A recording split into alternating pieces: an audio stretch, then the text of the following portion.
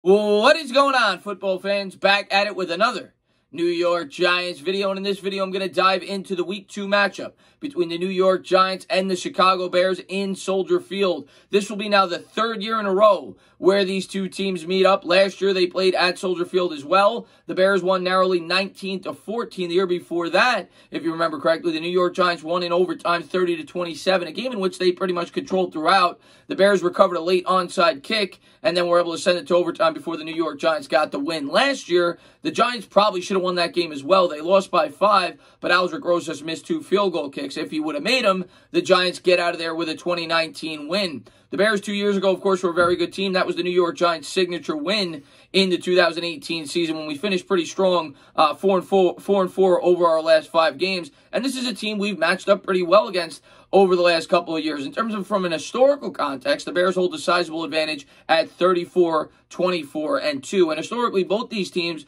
are built around the linebacker position. Some of the greatest linebackers to ever play in the sport. Unfortunately for the New York Giants in recent years, we really haven't been that good in that department. We'll jump into both the offense and the defense in this contest. In terms of the players that the Bears have coming back this year, it's pretty much the same squad they had last year. 8 out of the 11 starters on defense come back.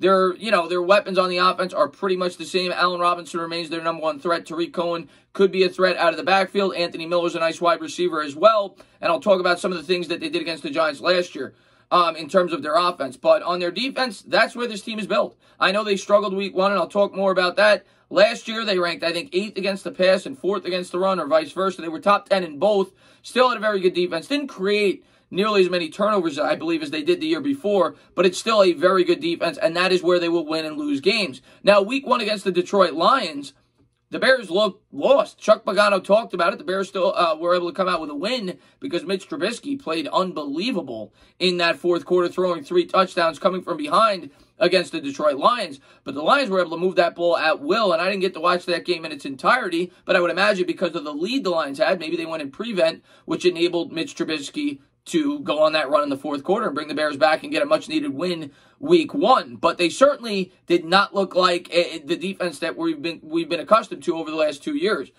I think Adrian Peterson averaged over 6 yards a carry. He had over 90 yards on 14 carries. The Lions were able to move the ball. Stafford, I think, threw a touchdown and almost 300 yards. And it gives me some hope as a New York Giant fan that hopefully we could move the ball on the ground. We all know that the New York Giants struggled mightily last week on the ground, in which Saquon Barkley only had 6 yards on 15 carries. Well, I'm not even going to talk about the keys to the game. It's going to be the same keys almost every week, especially against a team like this. They're very similar to the Steelers in the sense that they have a very strong defense. That's where they build the team around. They don't have the most explosive offense.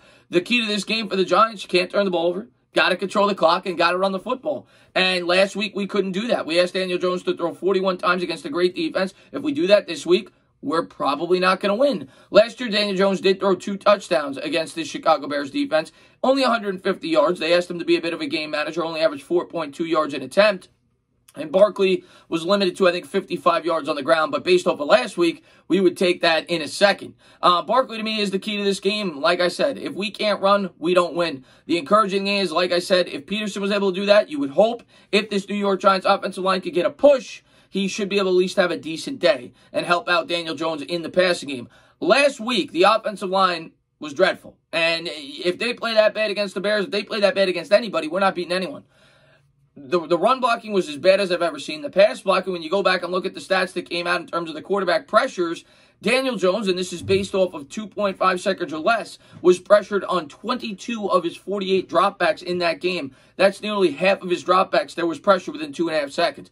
To put that into perspective, the next closest was 14 pressures.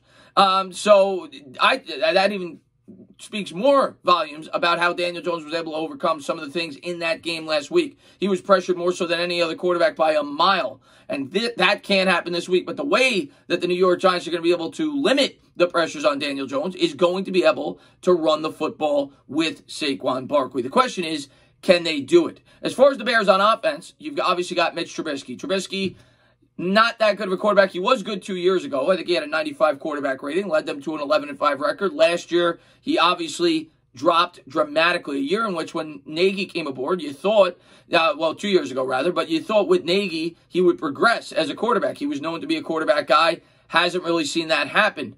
But maybe last week gives you hope if you're a Bears fan. I wouldn't read too much into it, though, because like I said, the Lions were probably more in a prevent defense and allowed him to put up the numbers that he did. The running backs, Montgomery, a pretty good second-year running back, and Tarik Cohen is the guy that really worries me out of the backfield. He is a good pass-catching threat. Last year, I think he had 7 catches against the Giants on 29 yards, so he did a decent job there. But if you remember back to that game last year against the Chicago Bears, what the Bears did was they took their best wide receiver, Allen Robinson, and they moved him all over the field to try to pick on this New York Giants defense. And where our biggest weakness was last year was in the slot against Corey Ballantyne. He caught for about 130, 140 yards, a touchdown, and they killed us. I think they had 2 receivers over 70 yards, but Robinson really killed us, and Trubisky had a pretty good day. The other thing that you got to worry about if you're a New York Giants fan, outside of Cohen coming out of the backfield, and outside of, Robinson picking on our deficiencies on defense, which I still think will be that second cornerback spot on the outside with Ballantyne, is the scrambling ability of Trubisky. I think it's a bit underrated, that portion of his game.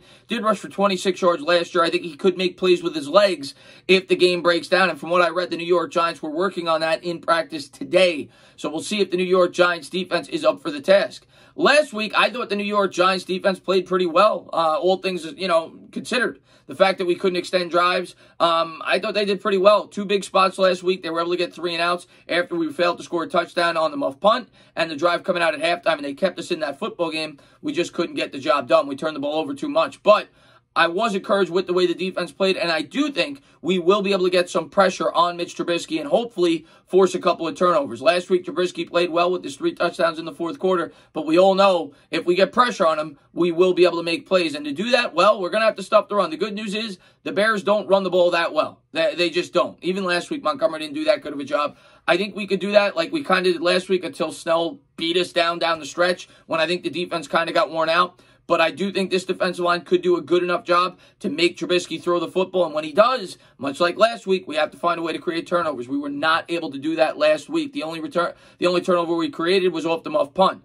But I think the Giants will have opportunities. I think you'll see a lot of blitzing. I think you'll see an aggressive defense. Lorenzo Carter looked pretty good last week. I'm not saying he looked great, but he was our best edge rusher, not saying much. But the big strength of this defense undoubtedly was, obviously up at the interior part of that line with Leonard Williams, Dexter Lawrence, who looked phenomenal. Blake Martinez as well was a standout, and he's very familiar with the Bears, being that he played for the Green Bay Packers. And from what I've read, him and Fackrell actually played pretty well against the Bears in recent history. So there's some familiarity there with our linebacking core. But, guys, I could come on here and tell you the same thing every week. I think we got a good chance to win this game, and it's a must-win game. If you look from an historical context, teams that start 0-2 have a 10.9% chance to make the playoffs. Now, granted, that's when 6 teams make it, so maybe bump it up to 15, 16%. But you look at the Giants' schedule, if you lose this game, you could be in big trouble with the teams we got coming up. Got to find a way to win this game. We have to see progression, and we can't make silly turnovers. I loved what I saw to Daniel Jones last week, but I can't see him making silly turnovers to cost us this football game. This is a big game for Daniel Jones. This is a big game for this defense to step up and show us what they got. But the O-line has to do a much better job, because if we're running for 6 yards, it ain't happening. I don't think that'll be the case. I think Saquon Barkley will be able to get some yardage and provide Daniel Jones with some unpredictability on offense. The other thing that I want to see the New York Giants do, because I think the Bears are going to do exactly what the Steelers did. They're going to do everything they can to take Saquon Barkley out of this bowl game, and they're going to stuff the box. I want to see the Giants try to take deeper shots down the field. Now, I get it. If he's getting pressure like he was last week, you're not going to be able to do that. So we have to do a better job. You have to help. You have to get the fullback out there, chip, whatever. You got to give Jones an opportunity to take shots down the field, to try to stretch out that defense and give Saquon Barkley an opportunity in the run game. Because if you don't stretch out the defense, they're just going to do exactly what the Steelers did. And that can't happen. We need a more balanced attack this week. I want to see Jones take deeper shots down the field, but he needs time to do it. I was very encouraged with Daniel Jones in week 1. I have no doubts that I think if provided the proper time in this game by the O-line, I do think Daniel Jones will have a good game and get the job done. Of course, the guy we're looking at the most is Khalil Mack, and we'll see if Andrew Thomas is up for the task. I expect to see help, though. I want to see Toillo out there, and this is a huge game for Evan Ingram as well. Ingram was beyond disappointing week 1. We need Evan Ingram to come out with a good effort this week. He is a big focal point of the New York Giants offense. You want to get him involved over the middle of the field. And that's what this offense revolves around. Saquon Barkley and Evan Ingram, both of them were no-shows week 1. And if they don't show up week 2, the New York Giants will be 0-2. Let's hope that this defense could build off of the positives from last week, and let's hope that the offensive line, with a week under their belt, does better. Other things that I need to see Saquon Barkley running to the left. He only ran once to the left all last week. Can't happen this week. Got to run more to the left. That's the strength on our offensive line in terms of run blocking and just overall with Thomas and Hernandez on that left side. So we'll see what happens. We'll see the game plan that they come out with. I want to see hat on hat. I don't want to see all this craziness on the offensive line like we saw last week where you were asking Gates to help protect the guy coming off the edge. They looked lost out there. I think you need to simplify things, run the ball, block properly, and take shots down the field. Darius Slayton, I think, could have a very strong game here with his chemistry with Daniel Jones. But we won't know until we finish on Sunday night. But, guys, I mean, we're familiar with this team. The Bears are pretty much the same team they've been the last 2 years. No key free agent acquisitions outside of pretty much Robert Quinn.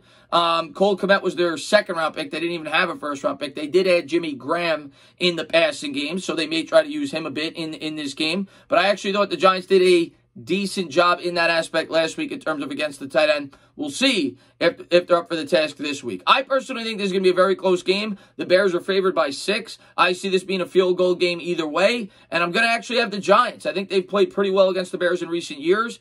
I think they go into Chicago. I think they win the game by 1 point. I originally had 21-20. I'm going to go with the score it should have been last year. 2019 New York Giants. Graham Gano makes both field goals, and the Giants get out of Chicago with a win. They get to 1-1 before we head to the San Francisco 49ers. As always, guys, if you like what you watch, please subscribe, drop a comment, maybe give me a little thumbs up. Cheers.